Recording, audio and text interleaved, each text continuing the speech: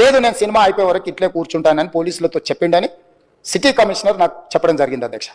అదేవిధంగా ఇంకా కంట్రోల్ కాకపోవడంతో అప్పుడు డీసీపీ పై అధికార రంగంలో దిగి వాళ్ళ అందరినీ లోపల వాళ్ళ ఎంబడున్న అడ్డుకుంటున్న వాళ్ళను పోలీసులతో జరిపించి చక్క డీసీపీ పోయి హీరో గారికి బయట చనిపోయిండ్రు, పరిస్థితి చాలా గందరగోళంగా ఉన్నది, మీరు ఇక్కడ నుంచి కదలాల్సిందే, లేకపోతే మిమ్మల్ని పోలీస్ స్టేషన్కు తీసుకెళ్లాల్సిన పరిస్థితి వస్తుంది.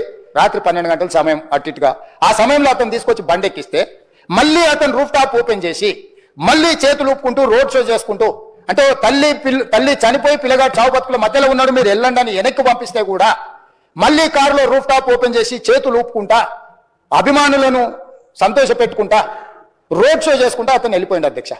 పోలీసులు కేసు చేసిరు, కేసు మీద థియేటర్కి సంబంధించిన కొంతమందిని అరెస్ట్ చేసిరు. నిండు ఉంటుంది, వాళ్ళు హాయిగా ఉంటారు, ఫ్యామిలీ సుఖంగా ఉంటాయి.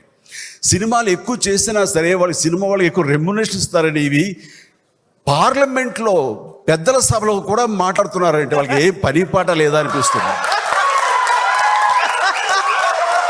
సార్ సినిమాలు చేస్తున్నాం అంటే సార్ బిజినెస్ అవుతుంది కాబట్టి డబ్బులు ఇస్తున్నారు కాబట్టి మళ్ళీ తీస్తున్నారు.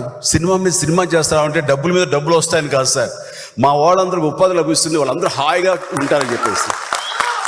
ఇదేదో పెద్ద సమస్యలాగా, ఇంతకంటే దేశాల్లో ఇంతకంటే పెద్ద సమస్య ఇంకేది లేదు, ఇది మాత్రం పెద్ద సమస్య అన్నట్లుగా మీరు పార్లమెంట్లో కూడా ఇది మాట్లాడుతున్నారంటే చాలా దురదృష్టం ఇది.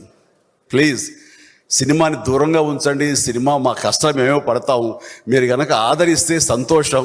సినిమా ఎన్హాన్స్ కోసం మీ ప్రయత్నాలు చేస్తే ఇంత ఖర్చు పెట్టి ఇన్ని కోట్లు పెట్టి చేస్తున్నాం కాబట్టి దీన్ని ఈ స్థాయి అంతర్జాతీయ స్థాయిలో ఈ రోజున తెలుగు పరిశ్రమ ఉంది కాబట్టి దానికి కారణం మేము ఖర్చు పెడుతున్నాం కాబట్టి ఇలాంటి ఖర్చుకి ఎంత కొంత రెవెన్యూ రావాలని కూడా కోరుకోవడం సమంజసం కాబట్టి కోరుకుంటున్నాం. వీలైతే ప్రభుత్వాలు సహకరించండి, అంతేగాని అణగదొక్కడానికో దీని ఏదో తప్పని దేశవ్యాప్తంగా ఎత్తి చూపించడానికో పెద్దల సభ వరకు రాజ్యసభ వరకు కూడా మీరు దయచేసి